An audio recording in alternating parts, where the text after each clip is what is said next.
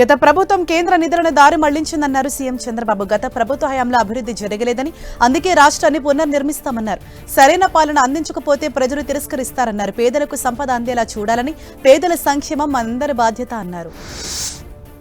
కూటమిల విభేదాలపై చర్యలు చేపట్టింది అధిష్టానం. కూటమి బంధాన్ని నిలబెట్టుకునేందుకు టీడీపీ అధినాయకత్వం సంచలన నిర్ణయం తీసుకుంది.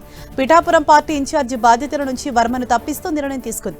కొద్ది రోజులుగా పిఠాపురంలో చోటు చేసుకుంటున్న పరిణామాలతో ఈ నిర్ణయం ఆసక్తికరంగా మారింది. టీడీపీ అధిష్టానం నిర్ణయంపై పిఠాపురం మాజీ ఎమ్మెల్యే వర్మ స్పందించారు. హైకమాండ్ ఏ నిర్ణయం తీసుకున్నా కట్టుబడి ఉంటారని స్పష్టం చేశారు.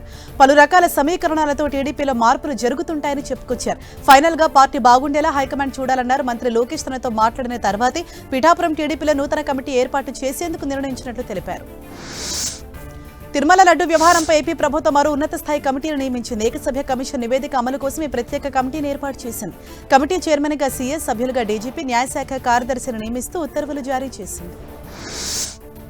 రెవెన్యూ సమస్యల పరిష్కారానికి ప్రభుత్వం ఆదేశాల మేరకు సరికొత్త కార్యక్రమానికి శ్రీకారం చుట్టారు. పల్నాడు జిల్లా collector Kritika Shukla 1 month 1 village 4 visits పేరుతో ఈ కార్యక్రమాన్ని సత్తెనపల్లి మండల పరిధిలోని కంటేపూడి గ్రామంలో ప్రారంభించారు. పీజీఆర్ఎస్, రెవెన్యూ క్లినిక్, భూముల రీసర్వే, రెవెన్యూ సంబంధిత సమస్యలను పరిష్కరించనున్నారు. సత్యసాయి జిల్లా కేంద్రమైన పుట్టుపర్తి ఎయిర్పోర్ట్ సమీపంలో యుద్ధ విమానాల ప్రాజెక్టు, ఫ్లైట్ టెస్టింగ్ సెంటర్ ఏర్పాటుకు ప్రభుత్వం అనుమతులు మంజూరు చేస్తూ ఉత్తర్వులు జారీ చేసింది.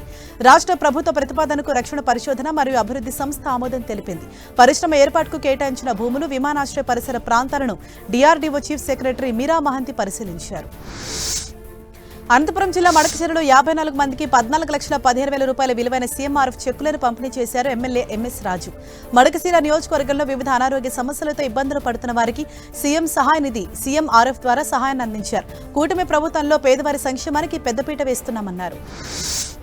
సమస్యలు పరిష్కరించాలని సత్యసాయి తాగునీటి పథకం కార్మికులు చేపట్టిన నిరవధిక సమ్మె 3వ రోజుకు చేరుకుంది.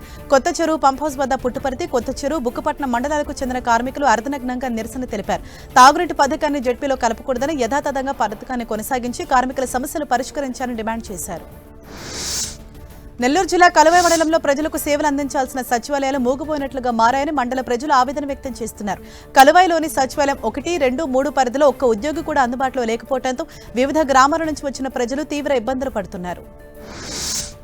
కడప జిల్లా జమ్మలమడుగులో ప్రసిద్ధిగాంచిన నారాపుర వెంకటేశ్వర స్వామి బ్రహ్మోత్సవాలు గత నెల 30న ఘనంగా ప్రారంభమై ఈ నెల 10వ తేదీ వరకు కొనసాగనున్నాయి. రథోత్సవం సందర్భంగా ఉదయం స్వామివారి తేరు లాగే కార్యక్రమం వైభవంగా కొనసాగింది. ఎమ్మెల్యే ఆదినారాయణ రెడ్డి, కడప జిల్లా టీడీపీ అధ్యక్షుడు భూపేష్ రెడ్డి స్వామివారిని దర్శించుకుని ప్రత్యేక పూజలు నిర్వహించారు.